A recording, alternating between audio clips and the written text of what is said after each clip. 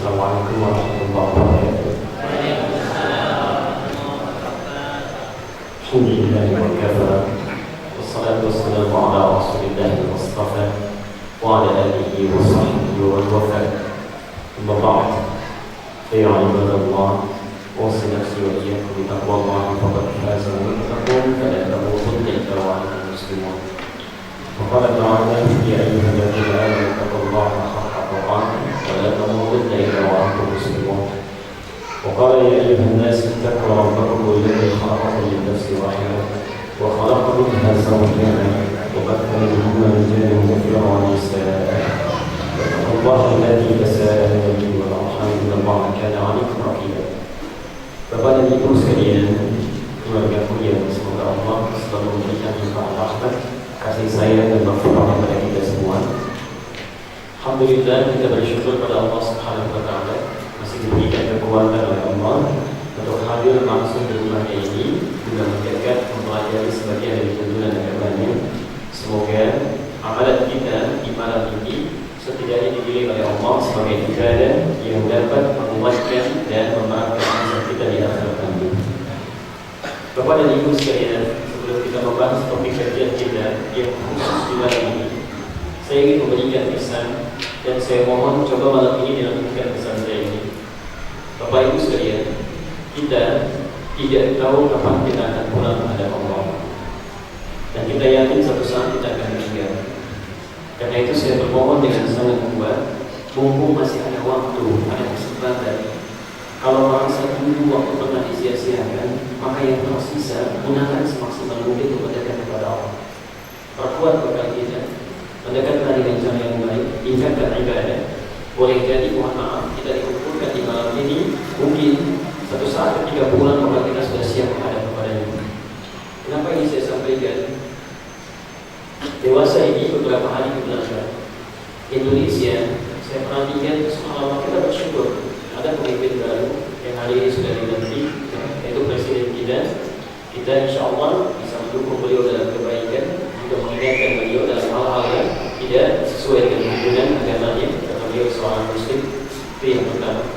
Tapi di sisi lain, saat kita menyaksikan peristiwa ini, kalau kita akan ternyata kebanyakan ulama-ulama besar kita yang sudah kembali kepada Allah. Perhatian, beberapa minggu kebelakang, salah satu pakar usul fikih kita keluar Ummul Qura, dan ini tidak, subhanallah, ini sangat jarang sekali, tidak banyak kita mendapati.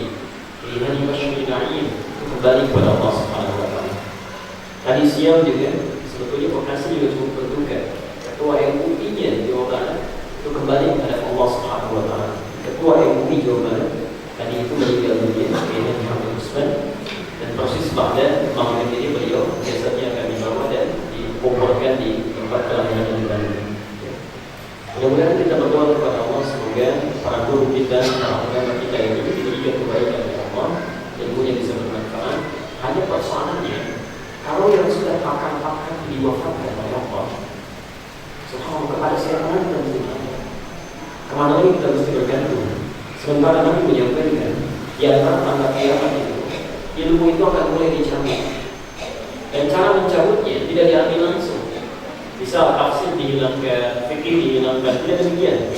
Kata Nabi SAW, diqabdil ulama, diambil para ulama yang pakar di bidangnya, hatta kita lam yabqa ilman, sampai-sampai kalau sudah tidak ada lagi orang yang memang pakar di bidangnya, seorang alim, tiba-tiba muncul orang dari entah berantah dari mana dia, tiba-tiba dia jadi ustaz, tampil memberikan fatwa,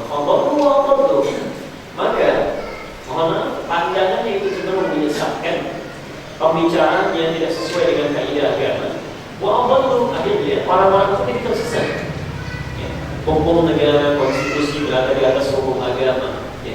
Kita ini katanya bukan orang Islam yang berada di Indonesia, tapi orang Indonesia yang beragama Islam. Itu bikin pusing gitu ya, istilah-istilah begitu. Kalau yang sudah tidak jelas tinggalkan saja. Terlalu mahal energi kita untuk memperhatikan hal seperti itu. Tetap saja kalau mau meninggal mau ditalkinkan. Kalau orang seperti ini sudah mau meninggal, bacakan ayat KUHP, kira-kira mau nggak? Jadi nggak usah repot dengan yang seperti itu, buang-buang waktu. Yang tidak jelas sudah, tegakkan dengan yang jelas saja, itu yang bermanfaat. Sayang waktu dihabiskan dengan yang seperti itu. Kenapa ini penting saya sampaikan juga? Karena mohon maaf, saya tidak tahu kapan saya akan terus berada di sini, dan ini pertemuan terakhir Bapak Ibu dengan saya di tahun ini. Karena insya Allah di tahun ini, karena sekarang sudah berakhir tahun 1435 Hijrah, dan kita insya Allah akan kedatangan tahun baru Hijrah di tahun 1436. Karena itu kita akan ambil materi yang sangat khusus hari ini, memaknai tahun Hijriah. Memaknai tahun Hijriah. Nanti kita akan pahami kenapa disebut dengan Hijriah. Apakah menghadapi tahun ini mesti dengan makan-makan, rame-rame, bakar petasan, putar-putar misalnya, pakai lampu dan sebagainya, atau ada makna lain yang dititipkan dari nama Hijriah ini? Dalilnya satu saja malam ini. Karena mohon maaf barangkali saya tidak agak panjang ya, karena situasinya ini barangkali mohon maaf situasinya malam ini agak kurang mendukung untuk bisa panjang kajian kita ya. Insya Allah di akhir kita bisa lengkapi. Hari ini ambil satu ayat saja, Quran surah atau dua lah insya Allah. Quran surah 4 An-Nisa ayat 100. Jadi kita akan mengacu pada dalil Quran surah An-Nisa ayat 100. Dan kedua Quran surah 9. Apa itu 9? Taubah atau Al-Baqarah ayat 36. Ayat 36. Disimpan dulu ayatnya, nanti kita akan bahas pelan-pelan. Bapak Ibu sekalian, pada masa pemerintahan Umar bin Khattab, Khalifah kedua dalam masa kepemimpinan Islam. Di pertama itu adalah Abu Bakar yang menggantikan Rasulullah, makanya disebut Khalifah. Kemudian setelah Abu Bakar muncul Umar bin Khattab, dipilih secara aklamasi dalam musyawarah. Islam itu sudah mulai meluas pada masa Umar.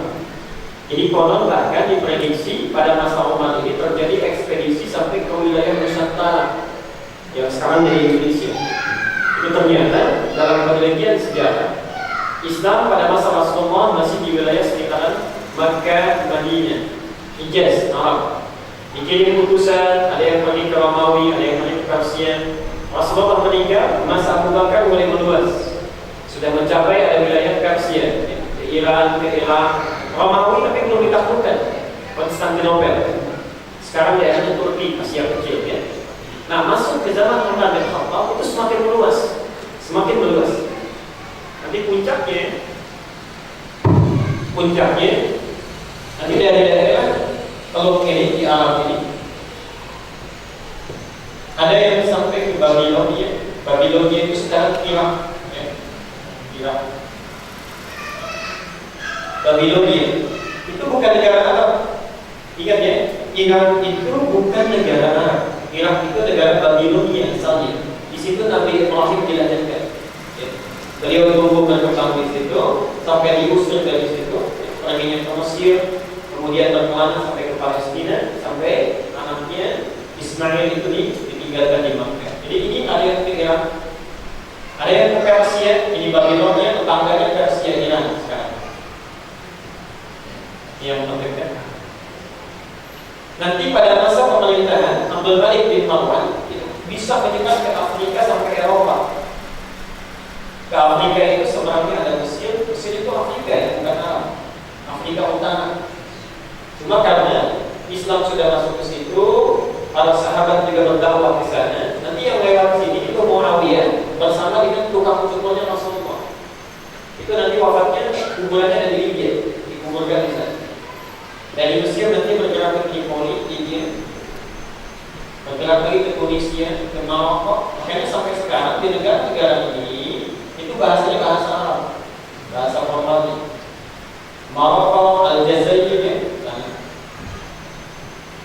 Nah, pada masa pemerintahan nanti Musa bin Uzair, gubernur di Afrika Utara ini diluas cakupan Islam. Ada permintaan dari Spanyol di Eropa. Itu mengirim putusan, di sini sedang terjadi pergolakan. Jadi ada usaha untuk kudeta, merebut kekuasaan. rajanya ini ingin digulingkan. Dikirim utusan menghadap ke Musa bin Musa, gubernur Afrika saat itu, supaya kita dibantu dikirim pasukan. Saat itulah kemudian dikirimkan seorang panglima besar yang paling hebat saat itu, namanya Khalid bin Ziyad. Khalid bin Ziyad. Khalid inilah nanti yang membawa pasukan seadanya berangkat menyeberangi lautan, sehingga saat sampai di daratan Spanyol, subhanallah, pasukan itu yang sudah siap dilawan jumlahnya berkali-kali lipat. Kalau kita lihat itu banyaknya luar biasa. Ini pasukan cuma terbatas, persis seperti pergolakan terjadi saat perang Badar. Apa yang dilakukan Khalid? Bapak Ibu sekalian, kapalnya itu dibakar. Dibakar apa? Kata Khalid, lihat tak kalian semua, di depan itu ada kematian, di belakang pun ada kematian. Hanya di depan kita bisa mati syahid, di belakang silakan kalau mau berenang kembali ke tempat masing-masing. Perhatikan, di depan ada mati syahid, di belakang ada mati sia-sia. Bagi yang ingin kembali silakan berenang melewati lautan lepas ini. Bagi yang ingin syahid menghadap Allah silakan kita hadapi musuh yang ada di depan. Singkatnya berhasil ditaklukkan, diabadikan sampai sekarang. Selat tempat Khalid berpidato itu sekarang disebut dengan Gibraltar. Itu dari kata Jabal. Gibral itu dari kata Jabal. Gibraltar ini singkatan. Gibral ini bahasa Latinnya dari kata Jabal. Jabal itu bukit. Khalid, bukit di mana Khalid bin Ziyad memotivasi pasukannya untuk semangat melakukan jihad. Saat itulah Islam bisa berjaya sampai dengan hampir 7 abad Islam. Di sini juga sama berjaya. Di sini nanti dihancurkan oleh orang Mongol, ya, pasukan melakukan dan seluruhnya. Itulah sekarang kata para ulama, kenapa orang Mongol sampai sekarang tidak bisa muncul ke permukaan dunia? Pernah nggak ada cerita tentang orang Mongol? Sekarang kayak nggak kedengaran kan? Nggak kedengaran. Nah, kata para pakar sejarah yang Muslim, orang Mongol itu mendapatkan di kalimatnya, mendapatkan kesempitan dari Allah karena ketika menaklukkan Irak itu sampai, mohon maaf bahasanya barangkali kurang baik, mohon maaf sekali lagi, itu sampai menistakan kitab-kitab yang disucikan oleh orang Islam. Jadi ada ungkapan laut itu, sungai itu bisa menjadi 2 warna, darah karena ada orang Islam yang dibantai. Yang kedua, tinta-tinta dari kitab dan Quran yang dinistakan. Jadi sampai mereka dihancurkan, ya, kemudian dibakar, kemudian tintanya itu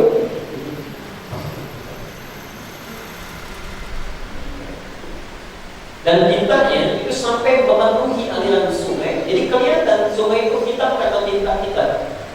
Dan merahnya itu sampai semata kaki itu karena darah orang-orang yang dibantai. Tapi tidak pernah terjadi seperti bangsa lain. Masjid itu dihancurkan, dijadikan kandang babi pada saat itu. Karena itulah orang Mongol sampai sekarang itu tidak pernah maju perang kami gitu. Perhatikan ya, itu sementara pendapat para ahli sejarah. Ada pun di sini, nah ini penyakitnya, hati-hati. Spanyol sebaliknya, subhanallah saat sedang jaya-jayanya, biasa kalau sudah enak, nyaman, terlalu nyaman di kursi kan lupa ya, tidak ingat. Karena tidak ingat, terlalu cinta dengan dunia, kebanyakan nyamannya, akhirnya muncul perpecahan. Ada satu daerah kecil saja di Spanyol ini. Kalau kita mungkin karena satu ya, belum tertaklukkan misalnya, satu ya. Itu tapi ikut kepada pemerintah Islam, dia bayar jizyah, bayar pajak.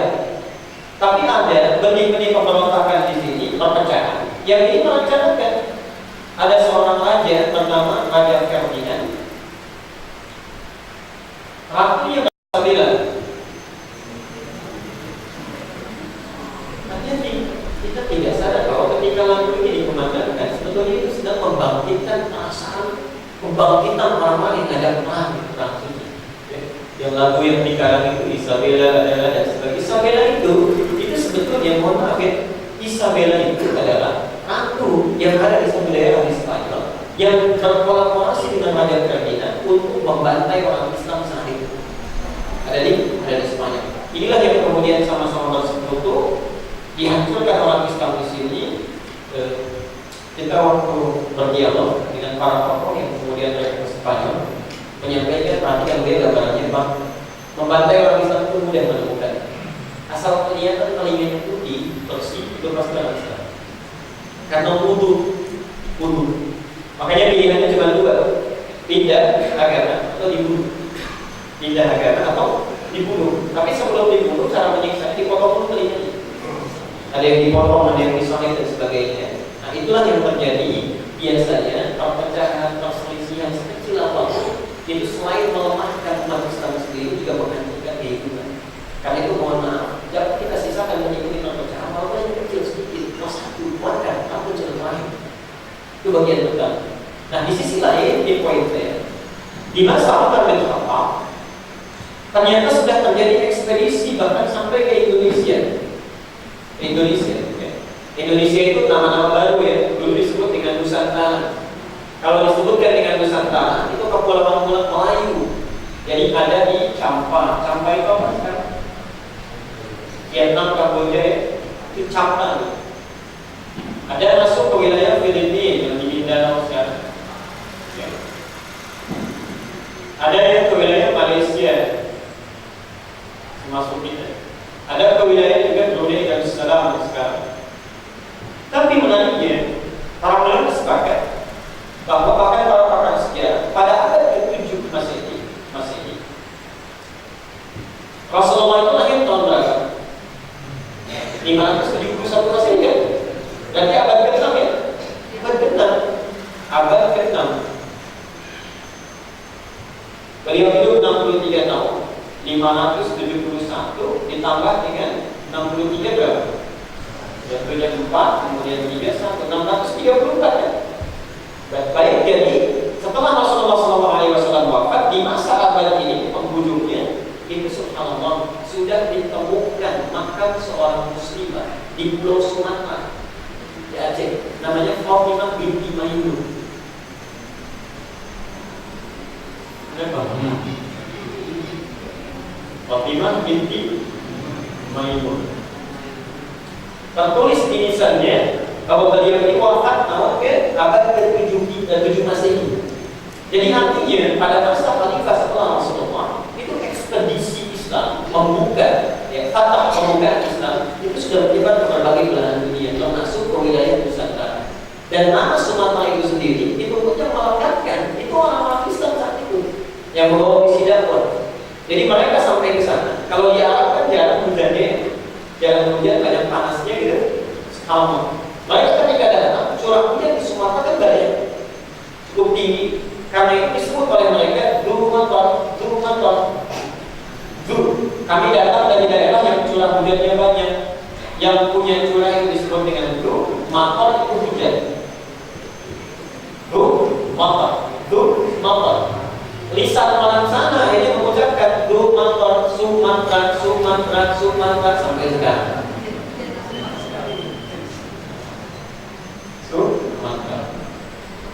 Kemudian nanti sampai bahkan penerusnya nanti itu Batuta itu kudus ketika melakukan ekspedisi datang ke sini itu kembali menghadap ke Turki menyampaikan kepada Sultan Mahmud II bahwa di sini ada pendahulu yang telah datang ke sini tapi kekurangan orang dakwah. Disitulah dikirimkan nanti Maulana Malik Ibrahim. Itulah nanti keponakannya atau pamannya Maulana Ishaq.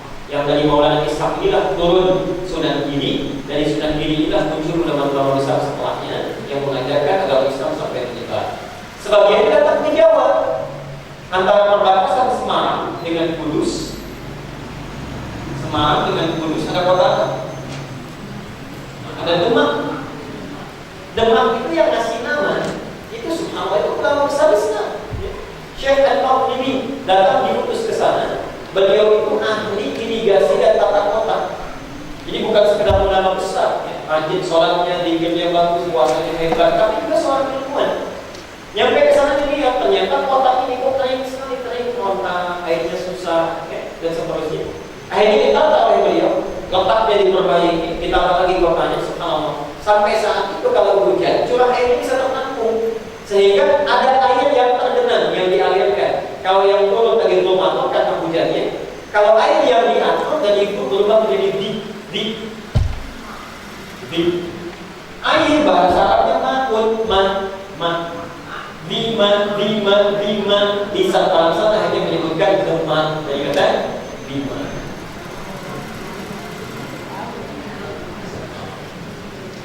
Subhanallah, sampai sekarang dikenal termasuk daerah yang bisa menata letak airnya. Ibu bapak kalau jalan Kudus itu pasti sebelah kanan lihat sungai yang aliran ke sampingnya itu ada pohon-pohon jambu, datarannya semangka, itu suburnya luar biasa, jambunya bisa sampai diekspor. Sebelah kirinya, subhanallah, Demak itu dari mulai masuk sampai ujung yang Kudus itu toilet paling panjang sedunia. Jadi kan kali Demak itu panjang dari mulai yang paling bersih sampai yang paling kotor ya. Nah, jadi poinnya adalah Islam itu sudah menyebar luar biasa. Nah, muncul satu kejadian. Satu kali gubernur yang ada di Irak, yang pusat politiknya ada di Basrah saat itu, kota Basrah. Jadi dulu ada dua kota besar, yang pertama Kufah, yang kedua Basrah. Sejak Saddam Hussein berkuasa di sana, diambil Tikrit satu lagi. Sekarang ada Mosul. Sekarang lagi di Basrah inilah kemudian seorang sahabat Nabi, kerabatnya Umar bin Al-Khattab, diutus oleh beliau, ditugaskan menjadi seorang gubernur. Tiba-tiba datang menghadap ke Madinah. Perhatikan kalimatnya. Ya Khalifah, wahai Khalifah, atasna risalah, datang kepada kami satu surat, maktubun fiha, tertulis di surat itu di atasnya, Syahrul Sya'ban, bulan Sya'ban, wala nadri, dan kami tapi tidak tahu ahad Sya'ban fil madiyah am haliyah, apakah bulan Sya'ban ini tahunnya yang dulu atau yang sekarang yang dimaksud. Karena ternyata tidak ada pencantuman tahunnya di situ. Ditulis Sya'ban saja. Tahunnya tahun apa ini? Apa ini isinya perintah yang dulu sehingga telat datangnya sampai ke Basrah? Dulu kan nggak ada posin, nggak ada GID, nggak ada tiki. Jadi kalau misalnya kirim sesuatu itu bisa berbulan-bulan, paling cepat beberapa minggu kalau tidak. Subhanallah, ditanyakan, ini tidak tercantum tahunnya, ini perintah yang dulu kami telah melakukannya, apa yang sekarang tahunnya? Dari sinilah kemudian orang menganggapnya seperti masalah kecil. Umar langsung mengumpulkan sahabat-sahabat senior terpercaya, dibawa ke ruang permusyawaratan. Hadir di situ satu Abdullah bin Mas'ud. Yang kedua tadi sahabat Abu Musa al-Ash'ari, termasuk Utsman bin Affan, termasuk Ali bin Abi Thalib. Disampaikan persoalan ini dipandang serius oleh Umar bin Khattab. Dari situlah kemudian disepakati untuk menetapkan tahun khusus bagi kalender umat Islam. Jelas sampai di situ. Nah, muncul usulan-usulan. Satu, yang Khalifah katanya, wahai Khalifah, bagaimana kalau tahun kalender Islam itu ditetapkan berdasarkan seperti penanggalan Romawi? Kalau Romawi itu berdasarkan Masehi ya? Masehi. Maksudnya lahirnya Isa alaihi salam di Mesir. Kapan Isa dilahirkan, di situ ditetapkan penanggalan Masehi. Jadi maksudnya, coba kita tetapkan tanggal kelahiran Islam itu, tahun Islam berdasarkan hari lahirnya Nabi. Hari lahirnya Nabi. Satu usulan pertama. Ada yang mengusulkannya Khalifah, wahai Khalifah, jangan pakai hari kelahiran, sudah saja gunakan hari wafatnya Nabi, tahun wafatnya Nabi, supaya beda. Jadi kami ikut-ikut. Usulan pertama lahirnya Nabi, yang kedua wafatnya Nabi.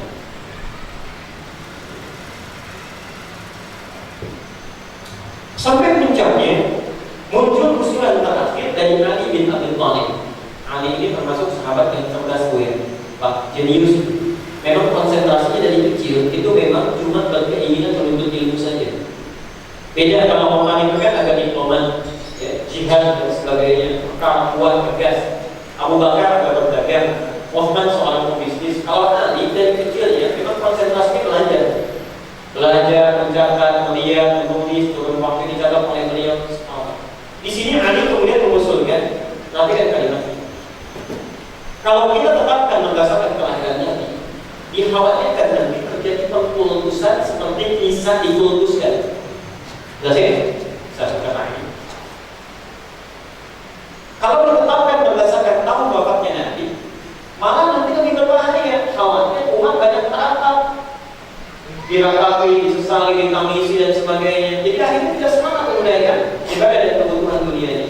Akhirnya diusulkan oleh beliau, bagaimana kalau ditetapkan saja berdasarkan tahun hijrahnya Rasulullah Sallallahu Alaihi Wasallam. Tahun hijrahnya Nabi. Apa tujuannya? Punya dua tujuan. Satu, tentunya tujuan sosial ya. Sifatnya sosial, memudahkan penanggalan bagi umat Islam. Ini bulan ini tahunnya sekian, ini bulan ini tahunnya sekian. Yang kedua ini yang paling penting, supaya nilai-nilai spiritual yang ada pada hijrah ini, pada semangat hijrah, spirit hijrah, semangat hijrah ini, itu bisa dipelajari oleh setiap muslim di setiap kesempatan. Jadi ketika mendengar kalimat hijrah, orang Islam itu paham, bisa belajar bagaimana sahabat Nabi dari hijrah ini bisa berubah, bisa lebih dekat dengan Allah. Diharapkan ketika kita melihat kalender Islam, membaca kalimat hijrah, nilai-nilai hijrah bisa kita terapkan dalam kehidupan kita. Nah, paling istimewa disebut dengan hijrah, nilainya, spiritnya, semangatnya itu disebut dengan hijriyah. Jadi ada hijrah, ada hijriyah.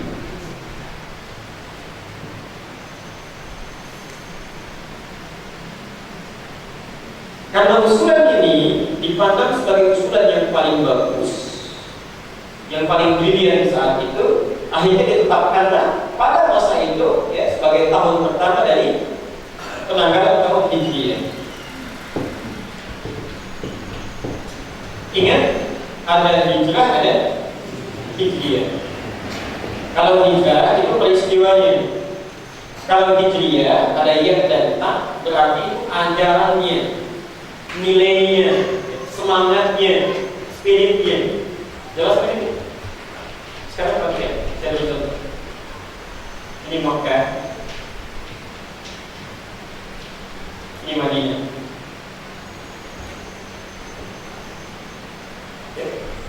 Ini Makkah, ini Madinah. Contoh satu, Abdurrahman bin Auf.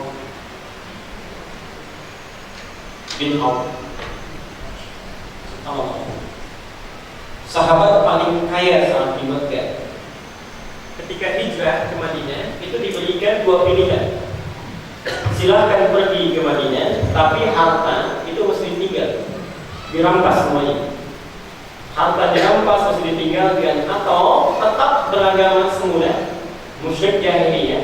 Hartanya tetap dipertahankan, tetap kaya. Bapak pilih mana? Gampang, kalau konteks sekarang gampang.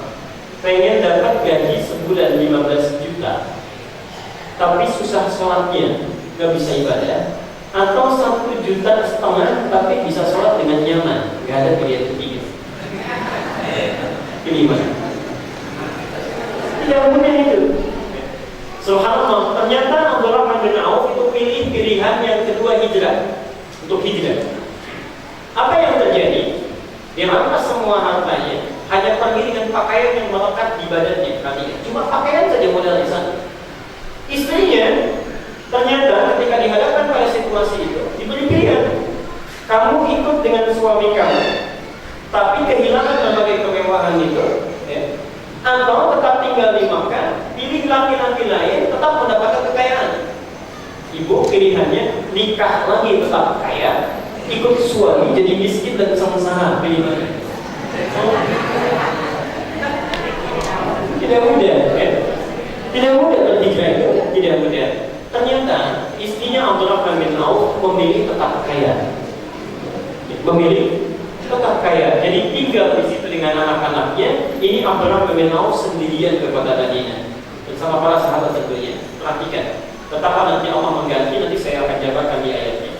Ketika beliau hijrah ke sana, berangkat, apa yang terjadi? Di Madinah itu, subhanallah, disambut oleh orang paling kaya se-Madinah. Disambut oleh orang paling kaya se-Madinah. Perhatikan dalam penyambutannya hanya dengan dua kalimat saja. Akhil karim, wahai saudaraku yang mulia, saya tahu kalau engkau itu pernah jadi orang paling kaya di Makkah. Kalau ingin kaya lagi, ambil setengah kekayaanku. Ambil setengah Belum selesai sampai di situ. Yang kedua, saya tahu kau ditinggalkan oleh anak istrimu. Kalau ingin menikah lagi, cari perempuan paling cantik di kota Madinah. Saya akan fasilitasi pernikahan. Gantian Bu ya. Kalau bapak menjadi Abdurrahman bin Auf saat itu, bagaimana responnya? Tidak pikir panjang ya, pendek pun tidak kan? Sulit rasanya. Perhatikan, apa kata Abdurrahman bin Auf? Ini kunci. Jazakallahu alini arinal aswaq. Terima kasih banyak atas tawaranmu. Cukup tunjukkan kepadaku di mana pusat bisnisnya. Di mana pusat bisnisnya? So, pasar. Dulu pasar tradisional, sekarang bisa jadi mall dan sebagainya. Di mana pusat bisnisnya? Diajarkan oleh Nabi untuk bersikap mandiri, tidak menegadahkan tangan pada orang lain kalau masih punya kemampuan. Perhatikan, hijrah bisa merubah perilaku malas menjadi orang yang energi. Satu. Umar bin Khattab, orang paling keras saat itu. Ketika hijrah, itu bisa menjadi orang paling lembut. Bahkan nanti satu masa ada seorang ibu yang kelaparan di malam hari dengan keluarganya. Itu Umar yang pikulkan gandumnya sampai dimasakin. Tadinya keras. Sebelum masuk Islam, sebelum hijrah, pekerjaannya cuma 2-3 hal. Yang terkenal satu, siang-siang itu selalu datang ke Ka'bah kasih pengumuman. Siapa yang berani dengan saya, ayo kita bertarung di Wadi'ah, di lembah Anu. Tapi sebelum datang pamit dulu pada ibunya karena dia akan pulang tanpa anak. Itu Umar. Mabuk 5 kali dalam sehari. Itu Umar. Ya, subhanallah, ketika hijrah, mengambil agama Islam, berangkat di Madinah, subhanallah. Hebatnya Umar, berangkat itu kalau orang kan sembunyi-sembunyi. Kalau Umar tidak, langsung naik ke bukit, saya mau hijrah. Yang berani menghalangi saya, ayo ketemuan di mana? Itu Umar. Subhanallah, sampai datangnya ke Mekah, maaf ke Madinah, itu jadi orang paling lembut, bagus, kelasnya jadi tegas luar biasa. Abbas, paman Nabi. Nabi punya 11 orang paman, 2 masuk Islam, 1 Hamzah, 2 Abbas. Abbas itu orang paling pelit sekota Mekah. Seorang rentenir. Yang kalau beliau meminjamkan uang itu subhanallah kembalinya mesti berkali-kali lipat. Ketika hijrah masuk Islam, hijrah ke Madinah, jadi orang yang sangat dermawan luar biasa. Hartanya itu diinfakkan dengan kepentingan Islam. Gila sifat-sifat jeleknya.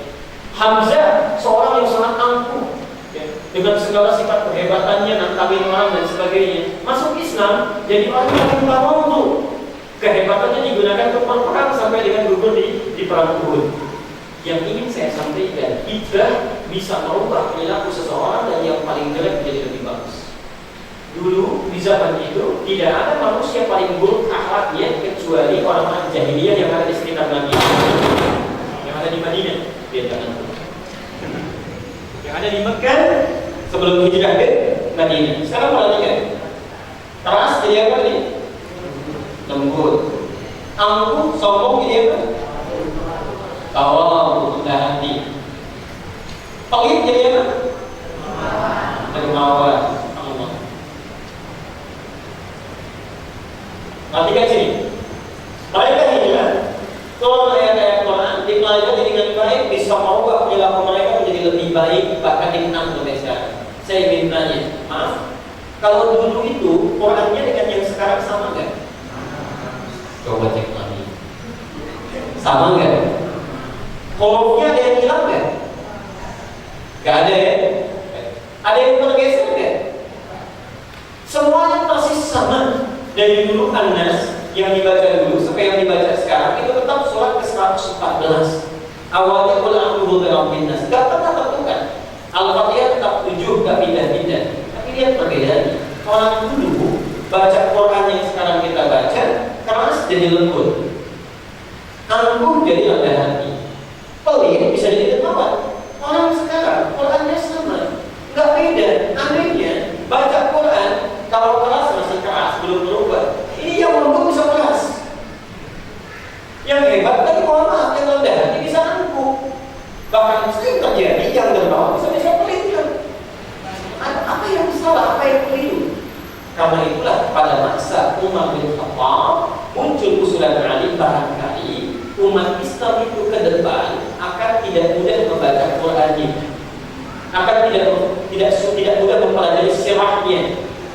Mohon maaf, kurang maksimal dalam mengikuti sunnahnya. Karena itulah kalau kita ingin belajar tata cara, mohon maaf, membaca Quran yang bagus, mengikuti petunjuk Nabi yang benar, mengikuti apa? Bisa belajar dengan baik sehingga mampu mengubah dirinya. Peristiwa itu tidak mungkin terjadi kecuali yang terbesar pada momentum itu. Karena itulah Bapak Ibu sekalian, ketika tahun kita disebut dengan tahun Hijriah, sebetulnya ingin memberikan pesan yang kuat kepada kita, bukan cuma diketahui ini bulan ini tahun 1435 Hijrah, tahun depan 1436, bukan itu yang diinginkan. Setiap membaca kalimat Hijriah, ayo lihat diri kita, jangan tunjuk orang lain. Kira-kira Muhammad Hijriah, sifat keras apa yang ada dalam diri saya yang belum berubah? Yang belum seperti Abdurrahman bin Auf, yang belum seperti Umar bin Khattab, yang belum seperti Hamzah bin Abdul Muttalib. Apa yang salah dalam diri kita? Apa yang belum berubah? Itu yang diharapkan. Jadi umat Islam itu ketika menyambut tahun baru Hijriah, sebetulnya evaluasi, muhasabah, introspeksi, bukan rame-rame, hura-hura sana sini. Kadang-kadang hura-hura jadi berubah jadi huru-hara, macam-macam. Bukan itu yang diharapkan. Jadi lihat pada diri kita apa yang salah. Sehingga ketika kita wafat, pulang menghadap Allah, itu sudah bagus semuanya. Ayo, nanti yang bekerja di perusahaan misalnya, di pekerjaannya, kalau ada yang kurang-kurang, apa yang salah? Apa yang belum hijrah? Apa yang haram yang masuk pada diri kita, yang syubhat yang dibawa ke keluarga? Ibu juga demikian. Coba lihat ambil dalam sehari ada berapa jam? 24 jam. Tidurnya berapa jam? 8 jam. Mohon maaf, sholatnya berapa jam? Sholat yang paling khusus 10 menit satu waktu. Kali 5, 30 menit dengan sunnahnya 1 jam. Gosipnya berapa jam? Ibarat 1 jam, gosipnya bisa banyak. Coba lihat apa yang belum hijrah, lain semua. Karena itulah ketika disebutkan tahun Hijriah, memberikan kesan kuat kepada kita, mendekat kepada Allah yang memperbaiki diri. Nah, yuk sekarang, kalau saya hijrah, saya dapat apa? Kalau saya hijrah, saya dapat apa? Quran Surah An-Nisa ayat 100, kita boleh bahasanya. Bapak Ibu sekalian, kata hijrah itu biasanya punya dua bentuk. Dua bentuk. Satu, ada yang bentuknya kata kerja.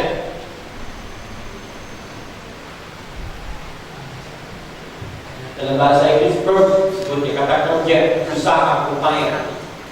Itu biasanya diungkapkan dengan kata hajar. Hajar. Ini hanya panjang.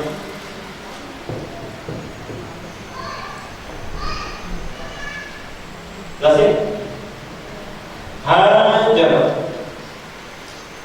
Kalau sudah menghasilkan sesuatu dari proses hijrah itu, ada hasilnya, dinikmati keadaannya, kan?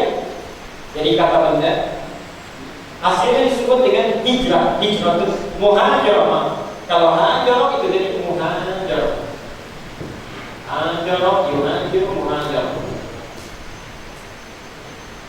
Yang kedua, ada yang diungkapkan dalam bentuk yang pendek, hajarah. Hajarah. Hasilnya disebut dengan hijrah. Hijrah itu hijrah. Jadi kalau hajar, hasilnya disebut dengan muhajar. Kalau hajar, hasilnya disebut dengan hijrah. Sekarang perhatikan ini. Kita ambil dulu. Hajar dengan hajar, panjangnya ada bacaannya. 1 atau 2? Hajar yang 1 atau hajar yang kedua? Nomor 1 atau 2? 1, baik ya, sepakat kita ini. Bapak Ibu sekalian, ada rumus dalam ilmu bahasa Arab. Sesuatu bila ditunjuk dengan alif, sesuatu bila ditambahkan alif dalam satu kalimat, itu memiliki dua makna. Satu, panjang dalam pengucapan. Panjang dalam pengucapan. Contoh, fathah kan pendek ya? Fathah. Kalau fa-nya saya tambah alif menjadi begini, fa ada alifnya. Dibacanya apa? Jadi panjang kan? Panjang dalam pengucapan. Karena itu rumus tepatnya begini. Walaupun tulisan Arab itu nggak ada rambutnya, gundul, kalau ada alif di depannya pasti sebelumnya itu panjang. Kalau ada iya, huruf sebelumnya pasti i panjang. Contoh, hamzah, dal, ya. Baca. Gampang ini. Tadi pasti i. Kalau ada wawu, huruf sebelumnya pasti u panjang.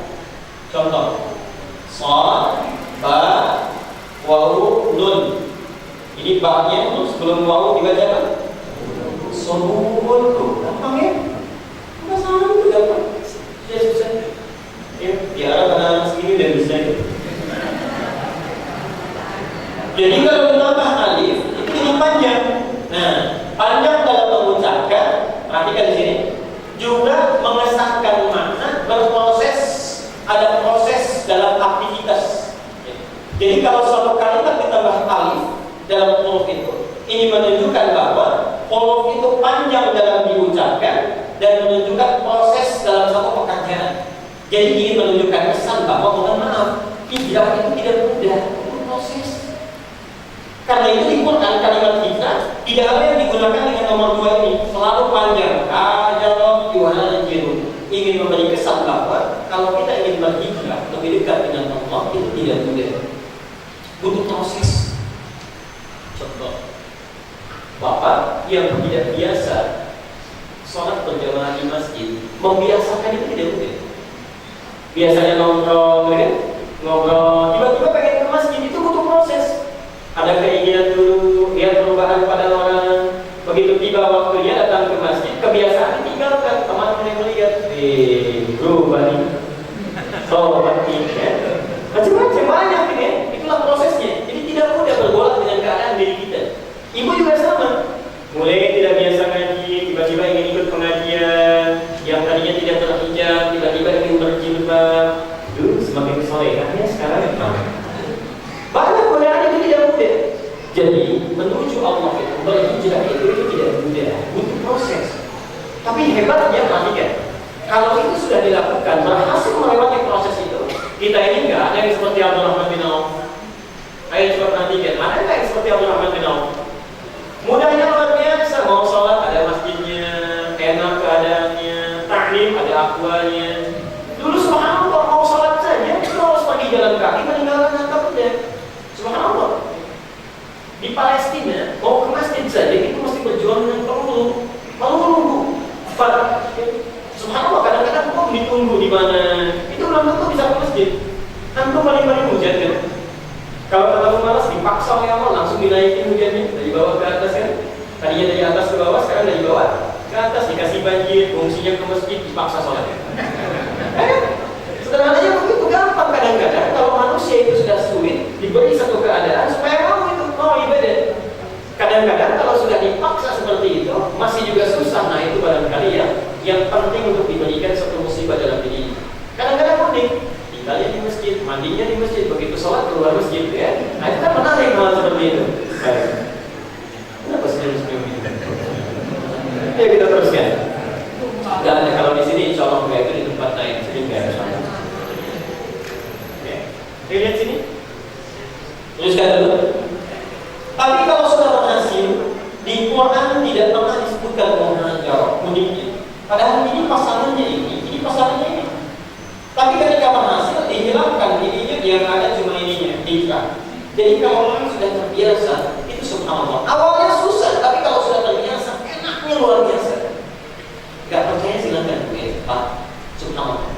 Belum pernah tahajud. Malam ini bisa, saya mau tahajud, mau bangun gitu. Itu tidak mudah. Siap-siap dulu, tidur lebih awal. Ya, subhanallah, dihilangkan beberapa agenda-agenda yang lainnya, dipasang alarm.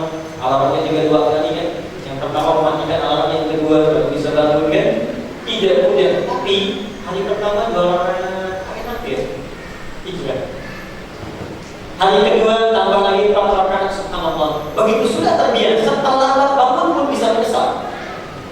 Awalnya tidak suka menunaikannya, tapi karena sudah terbiasa itu luar biasa. Menyesal tertinggal tuh. Sama aku juga begini. Awalnya kalau belum berjamaah itu biasa. Setelah berjamaah kok enak ya. Wajib kok enak ya. Ada orang yang jangankan yang wajibnya, tertinggal sunnahnya pun menyesal luar biasa. Itu sudah tingkatan yang tinggi sekali. Karena itu Bapak Ibu sekalian, memang Kalau seseorang bisa mengatasi kesulitan dia dalam berhijrah, maka setelah dapat ini Allah akan memberikan rezeki yang begitu melimpah. Hijrah tidak susah lagi. An-Nisa ayat 100. Wa may yuhajir fi sabilillah. Saya mau tanya dulu. Kira-kira siap hijrah? Saya ulangi, siap hijrah? Ya. Insyaallah. Saudara kalau dilihat yang bapak-bapak ini. Siap hijrah? Ya. Nanti perhatikan subuh besok ya. Kira ada nggak begitu? Wa may yuhajir fi sabilillah. Siapa yang ingin berhijrah, merubah keadaan hidupnya sekarang, fi sabilillah, dilakukan semua karena Allah. Bisa kerjanya karena Allah, cari pekerjaan yang memudahkan dia ibadah, menghindarkan dia dari riba, menghindarkan dia dari yang haram. Karena itu misalnya cari aktivitas yang bagus, anak disekolahkan yang bisa sholatnya itu baik, baca Qurannya bagus, boleh hijrah fi sabilillah, tapi kan kali Quran. Ini janji Allah tidak mungkin keliru. Yajid fil ardi satu muraqaban katsiran, dua wasa' satu. Ini yes. Langsung Al-Quran yang menyampaikan, siapa yang mau berhijrah dilakukan karena Allah, di pekerjaan, aktivitas dan sebagainya, maka kemanapun dia melangkah berpijak, Ardun itu tempat yang dipijak, ya. Dan tidak harus diartikan bumi. Jadi mohon maaf kalau bumi sudah padat, misal lokasi terlalu panas mau pindah ke bulan, misal ya, atau pindah ke Mars, bumi sudah padat misalnya, pindah ke Mars. Saat kita memijakkan kaki kita, maka dengan Ardun. Ardun itu tempat yang dipijak. Jadi kantor itu Ardun, masjid itu Ardun, di pasar itu Ardun, ke sekolah itu Ardun. Perhatikan, orang yang dekat dengan Allah kemudian dia hijrah, yajid fil ardi, kemanapun dia melangkah, muraqaban katsiran, dia akan mendapatkan anugerah yang begitu berlimpah. Biasanya kalau muraqaban itu sifatnya pembagian materi, Pak. Awal-awal dapat gaji 15 juta kayak tadi ya, gak bisa sholat, susah. Mohon maaf kalau sudah 15 juta kan penampilan juga lain ya. Gayanya sudah lain, cara bicaranya sudah lain, pakai salamannya sudah lain, ya. Makanannya sudah lain, subhanallah. Tipenya sudah lain, gayanya sudah lain. Makanya dalam rumus fisika itu masih ingat dulu waktu sekolah ada F1 sama dengan F2, gaya gerak sama dengan gaya dorong, gaya berbanding lurus dengan tekanan, semakin banyak gaya semakin tertekan. Jadi gaya yang banyak, tekanannya tinggi, ibadah lupa. Ini ingin ganti mobil, ingin mewah dan sebagainya, ya, ibadah lupa. Yang ini lain, 1,5 juta, sholatnya tenang, keadaannya nyaman. Nah, hijrah ke sini itu tidak mudah. Satu, tidak meninggalkan kebiasaan. Subhanallah, ya. Kalau kita berhasil mengalahkan semua syahwat ini, yakin dengan kebenaran Allah, pilih ini, maka Allah sudah berjanji. Yang dianggap rugi, yang haram dikeluarkan, yang nafsu itu bisa ditahan, sehingga dengan ini, subhanallah, ini bisa-bisa awet selama sebulan. Kecukupannya apa sih? Anak gak sakit, istri kita jaga macam-macam, suami gak dikejar sana sini dan sebagainya. Dan subhanallah kadang-kadang kalau hukum ada, memang gak pegang, tapi kalau ini orang pas butuh ada, pas dimintakan ada, itu yang dimaksud dengan bohong orang bukan. Ada seorang supir taksi, kisah nyata ya, di taksiku ya. Satu kali konsultasi tanya pada salah seorang ustaz, itu kerjanya awalnya di pom bensin, Pak. Bayangkan tipsnya saja itu 10 juta per bulan. Tipsnya belum gaji.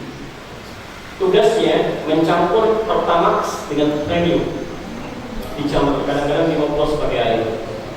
Perhatikan, setiap pulang ke rumah, anaknya selalu sakit. Sakit luar biasa. Subhanallah, diperiksa dokter nggak pernah sembuh-sembuh. Tiap bulan, biaya penyakitnya itu 11 juta. Dapatnya berapa tadi? Penyakitnya? Jadi ini orang capek-capek dikejar, nanti akan ada orang seperti itu. Kayaknya capek dikejar pekerjaan, tapi setiap dapat habis. Tiap dapat habis dan cepat itu habisnya. Itu tanda gak berkah itu harta dalam hidupnya. Hati-hati. Ada yang seperti itu, nafsunya itu tidak tertahan. Hebatnya satu kali berkomunikasi, sampaikan Antum coba lihat ada yang salah nggak dalam aktivitas saya? Subhanallah, ternyata menangis, ingin berubah, ditinggalkan pekerjaannya. Perhatikan, muraqabah katsirah. Saat ditinggalkan pekerjaannya itu tiba-tiba anak yang nggak berubah sembuh saja. Subhanallah, sembuh saja. Yang kedua, wasa'ah, hidupnya dilapang. Bawa taksi sehari cuma dapat 50.000 dibawa ke rumah, tapi tiap bulan itu nggak pernah habis. Lebih saja. Bayangkan, yang tadi 10 juta selalu tekor minus, tapi ini bawa taksi cuma 50.000 dapat lagi. Dan subhanallah pelan-pelan kehidupannya menjadi berubah. Jadi pengawas, dan sebagainya sampai mendapat kenikmatan yang besar. Itu dia mana? Jangan tunjuk orang lain. Di rumah apa yang belum beres, dalam pekerjaan apa yang belum baik. Kalau kira-kira selama ini ada kegelisahan, nggak nyaman hidup dan sebagainya, hijrah. Baik, saya percepat. Sekarang saya mau hijrah bagaimana caranya? Kan tadi tidak mudah ya. Pindah suratnya ke surat 9. Apa artinya? Surat 9 apa? Taubah atau Al-Baqarah. Ini satu-satunya surat yang tidak diawali dengan Bismillah. Karena permulaan suratnya itu bercerita tentang peperangan. Sedangkan Bismillahirrahmanirrahim itu mengandung nilai kasih sayang. Allah itu sifatnya tidak layak disandingkan dengan pertumpahan darah. Dan dalam peperangan nggak ada rasa sayang, nggak ada lemah lembut. Misal perang, Ustaz Habib perang misalnya ya, tiba-tiba berperang fisabilillah, nggak ada ceritanya mau nembak, mohon izin saya nembak dulu. Langsung dilakukan, namanya perang pasti kejam itu, kan? Nggak ada minta izin dulu, kasih sayang dulu, nggak ada. Karena itu at-taubah itu diawali dengan ta'awud saja langsung masuk intinya. Artinya kalau kita mau hijrah, coba tobat dulu. Hilangkan yang jelek-jelek, berlindung kepada Allah dari godaan syaitan. Pelan-pelan kita lihat, ambil dampak keburukannya dalam diri kita. Setelah itu, mari kita perhatikan At-Taubah yang 36. Inna iddatash syuhuri 'inda Allah 12 syahran fi kitabillah. Ada? Kita akan berhenti di sini. Kajian kita terakhir di sini. Mudah-mudahan dalam 5 menit ke depan kita bisa selesai. Inna iddatash syuhuri, suhur bilangan bulan, jumlah bulan dalam setahun itu di sisi Allah ada 12. Setahun ada berapa bulan? Saat orang lain masih kegelapkan, Islam 15 abad yang lalu sudah menunjukkan mukjizat ilmiah setahun 12 bulan. Nanti Bapak Ibu satu masa kita akan belajar di kaidah tafsir biasanya saat Ramadan. Ada namanya kitab Mu'jizat Adadil Quran, mukjizat mengenai bilangan dalam Al-Quran. Itu jumlah hari, jumlah kata yaum di Quran itu sama dengan sejumlah hari dalam setahun. Misal malaikat jumlahnya itu sama dengan jumlah kalimat syaitan yang ada di Quran. Misal daratan dengan lautan luas mana? Lautan, nanti semua kalimat laut di Quran dibandingkan dengan kalimat darat itu ketika digabungkan, dipresentasikan persis nilainya sama dengan perhitungan ilmiah sekarang. Ada buku yang khusus, sebagiannya diterjemahkan dalam bahasa Indonesia namanya matematika Al-Quran, tapi belum semuanya. Ya. Lihat sini, setahun ada 12 bulan. Ketika tahun Hijriah mulai ditetapkan, Hijriah mengambil semangat kita. Bagaimana caranya? Para sahabat memberikan rumus. Diminta kita untuk belajar dari nama-nama bulan yang tercantum di tahun Hijriah ini yang dipertahankan sebagian besarnya sejak zaman jahiliyah. Satu, bulan pertama disebut apa? Keliru lagi kan? Bukan Muharram tapi Al-Muharram. Jadi ada Muharram, ada Al-Muharram. Saya jadi curiga. Bulan kedua apa?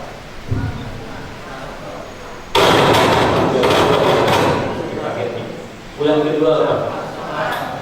Rabiul Awal apa Rajab? Pikir-pikir dulu. Pak, Rabiul Awal apa Rajab? Bu? Rabiul Awal apa Rajab bulan kedua?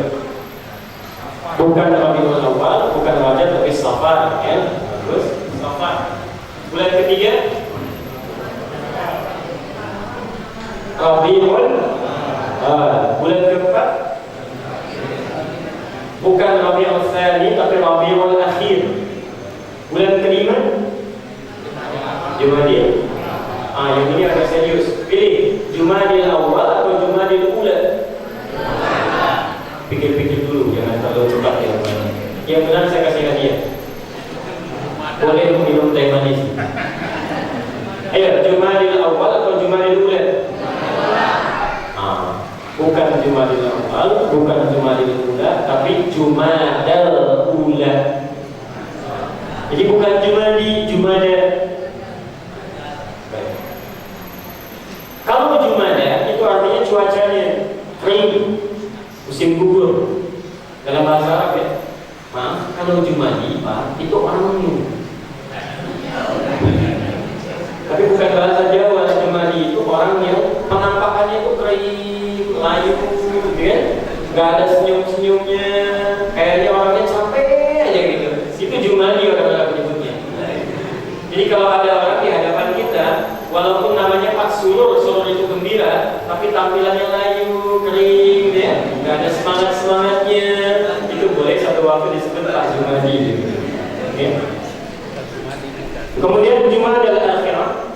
Ketujuh Rajab, 8 Sya'ban, 9 Ramadan, 10 Syawal, 11 Dzulqa'dah atau Dzulqa'dah. Ini agak lumayan salahnya. Bukan Dzulqa'dah, bukan Dzulqa'dah, tapi Dzulqa'dah. Qa'dah, ya. Tapi ini agak lumayan. Kalau di daerah sana-sana itu ada yang menyebutnya Dzulqa'dah, ya. Oke. Dzulqa'dah beda antara Dzulqa'dah dengan Dzulqa'dah. Kalau Qa'dah itu istimarah, jadi cuma sekilas. Qa'dah duduk singkat, saya duduk bangun lagi, itu Qa'dah. Tapi kalau Qa'dah itu duduk-duduk santai sambil duduk minum teh, itu Qa'dah. Kenapa bulan ke-11 disebut Dzulqa'dah? Karena orang Arab yang biasanya merantau ke Yaman, ke Syam dan sebagainya, itu orang yang dirantaui, yang didatangi itu datang ke Mekah. Karena akan muncul puncak musim haji, datang mereka ke Mekah. Karena yang dikunjungi itu datang, akhirnya mereka tidak usah keluar, memilih duduk-duduk santai di rumah sambil minum teh menunggu tamu datang. Dikenallah peristiwa itu dengan nama Dzulqa'dah, diabadikan menjadi nama bulan yang ke-11. Ke-12 disebut apa? Dzulhijjah. Baik. Bulan pertama, kenapa disebut Al-Muharram? Kalau dikatakan Muharram, artinya segala yang diharamkan, segala yang dilarang. Bohong itu muharram, berselisih itu muharram, mencuri itu muharram, korupsi itu muharram. Ada rumus di bahasa Arab. Kalau kita ingin menjadikan keadaan sifat menjadi bentuk waktu, itu tambah al di depannya. Jadi bulan pertama, kenapa disebut Al-Muharram? Memberikan pesan ke kita, kalau ingin hijrah, berubah, mendekat kepada Allah dengan baik, mulailah dengan meninggalkan segala yang dilarang oleh Allah. Bulan pertama Al-Muharram, yaitu waktu saat kita harus memulai meninggalkan segala yang dilarang oleh Allah. Jadi pekan depan, Sabtu Al-Muharram, bisa. Kenapa dinamakan Al-Muharram? Ayo lihat diri kita. Apa yang kurang-kurang pada diri kita? Maaf, lisan terlalu tajam, tinggalkan. Boleh jadi misalnya mohon maaf, perbuatan kurang baik, tinggalkan. Apapun yang kurang baik, yang dilarang, yang diharamkan, kalau ingin hijrah, syarat pertamanya Al-Muharram. Tinggalkan segala yang dilarang. Jelas di sini? Taubat, hilangkan yang kotor. Coba lihat ini. Ini gelas berisi berwarna, ditutup. Kira-kira kalau tertutup seperti ini, kalau dimasukkan benda lain bisa tidak? Tidak ya. Perhatikan ini bejana hati kita, bejana hati kita. Subhanallah. Kalau tertutup oleh dosa, nanti di kajian tazkiyatun nafs di al-afdal, kalau ada waktu bisa datang. Kalau tertutup oleh dosa, orang kalau berbuat maksiat satu titik sampai tutup. Kalau sudah menutup seperti ini, itu hidayah akan sulit datang, terpantul. Taufik susah datang. Puncaknya ada orang yang mati rasa. Kalau melakukan maksiat itu rasanya tidak ada rasa dalam dirinya, biasa saja. Kalau nggak gosip orang seperti ini, kayaknya nggak lengkap seharian. Kalau nggak bohong, kayaknya ada yang kurang. Dan kalau berbuat salah, dia nggak punya rasa karena tertutup. Anehnya, kalau dia ajak kebaikan, dia marah.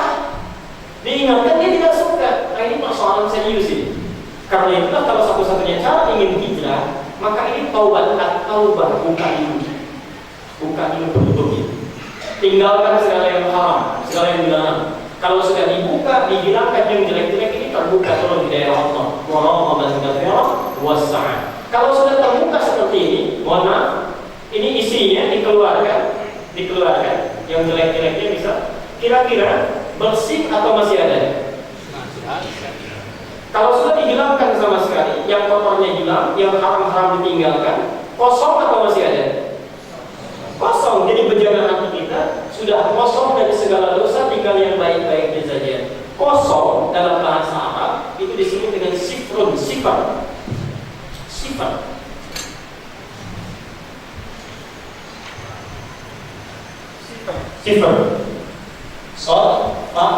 Ini kosong.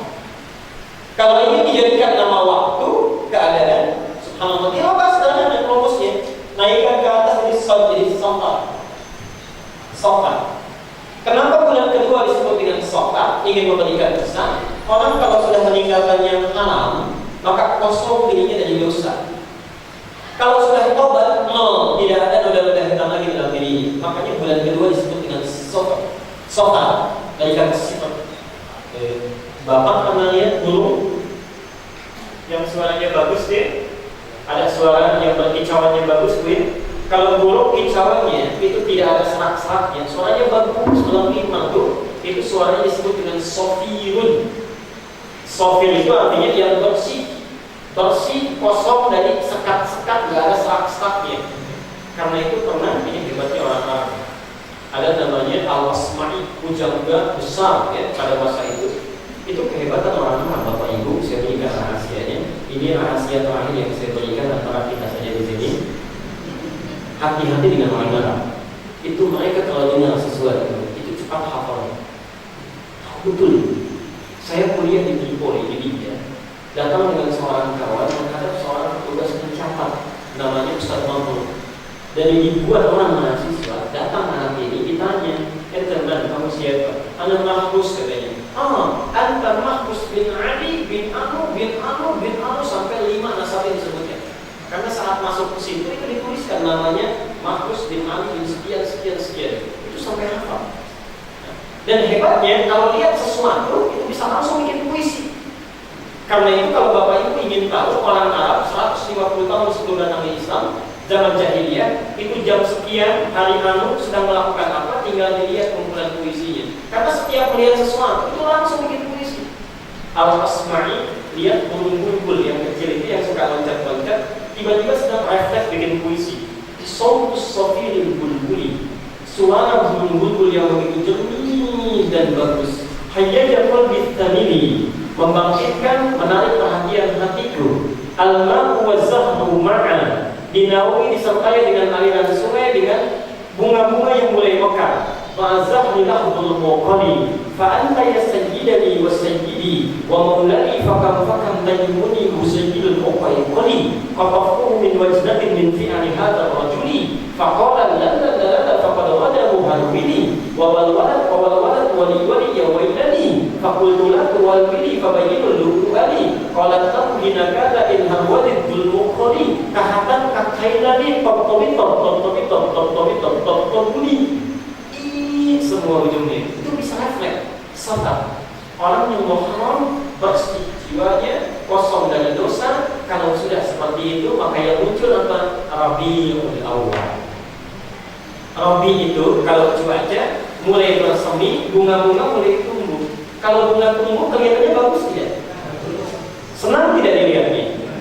Orang kalau sudah taubat, kita mendosanya, cenderung melakukan kebaikan, maka ditutup oleh Allah kesalahannya, yang muncul itu kebaikan-kebaikan. Dan kejelekannya itu jadi hikmah. Tadinya suka mabuk, subhanallah, mabuknya sana sini gak kepala, tiba-tiba taubat ke masjid.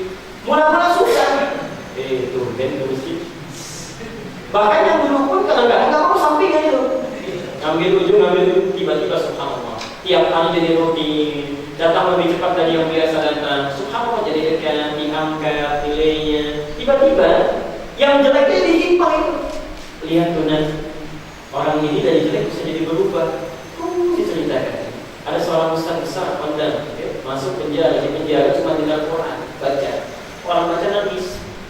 Setelah nangis tobat, keluar dari situ mendalami Quran, baca sampai sekarang. Ustaznya jadi bagus, ahli Al-Quran, buka pesantren Quran, kenalan dengan syekh-syekh di Timur Tengah, membuka Darul Quran, punya cita-cita ingin presidennya ahli Al-Quran, bikin khataman Quran se-Indonesia tanggal 25 itu. Ada khataman besar Quran, Syekh Rasid mau datang dan sebagainya. Itu subhanallah, Allah mudah sekali melupakan segala kejelekan orang kalau mau berubah. Itulah Bapak Ibu sekalian singkatnya materi kita. Jadi sekarang pertanyaannya, tinggal ada kita mau atau tidak berubah. Kalau Allah sudah kasih teorinya, kasih janjinya, kasih contohnya, nggak mau juga, dengan cara apa mesti dijelaskan. Ayo mulai sekarang, yang jarang ke masjid untuk berjamaah ya jamaah. Yang masih suka berselisih tinggalkan perselisihan. Yang misalnya masih tajam, tolong digunting itu tajamnya, jadikan tumpul dengan baik. Yang belum mendekat kepada Allah dengan ibadah sunnah mulai sekarang perbaiki sebelum kita menghadap kepada Allah Subhanahu wa Ta'ala. Kenapa? Karena ayat An-Nisa'nya belum selesai. Sekarang saya selesaikan, sekaligus saya tutup dengan ayat kita. Perhatikan. Wa may yuhajir fi sabilillah. Siapa yang mau hijrah karena Allah, yajid fil ardi maraghatan katsiran wa sa'a. Dia akan dapatkan pergantian yang melimpah dan lapang hidupnya. Perhatikan setelah wa may yakhruj min baiti muhajiran. Siapa yang bertekad baru niat nih mau hijrah kepada Allah dan Rasulnya, sekarang saya mau hijrah mau berubah. Perhatikan, maaf sebelumnya yudhikul maut subhumma yudhikul maut. Tiba-tiba maut lebih cepat datang dari apa yang dia inginkan. Mau berubah, tiba-tiba bosan. Saat ke masjid, pertama kali sholat tiba-tiba dalam sujud meninggal. Bisa. Mohon maaf, perhatikan janji Allah. Faqad waqa'a ajruhu 'ala Allah. Orang seperti ini sudah dituliskan pahala hijrah oleh Allah Subhanahu wa Ta'ala.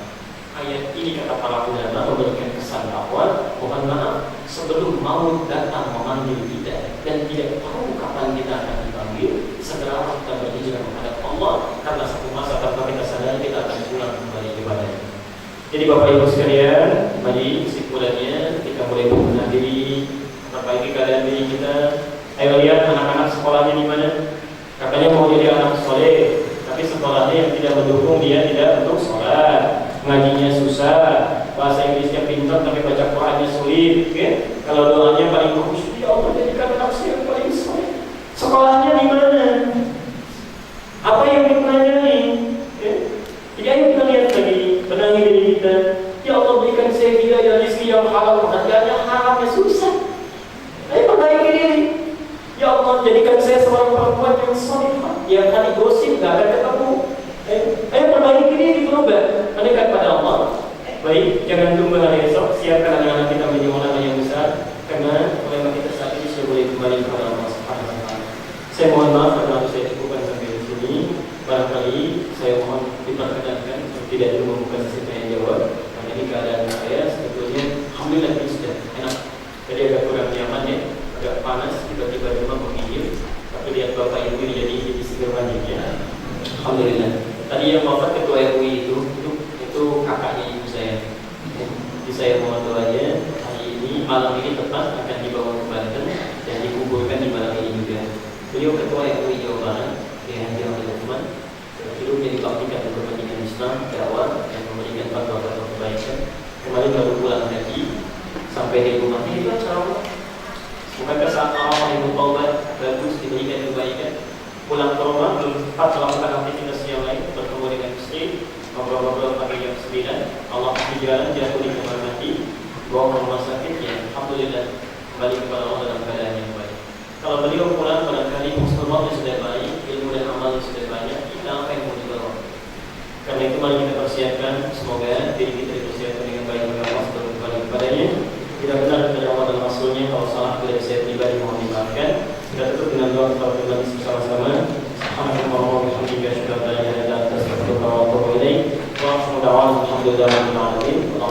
Assalamualaikum warahmatullahi wabarakatuh. Kita berjumpa lagi tahun depannya. Insyaallah.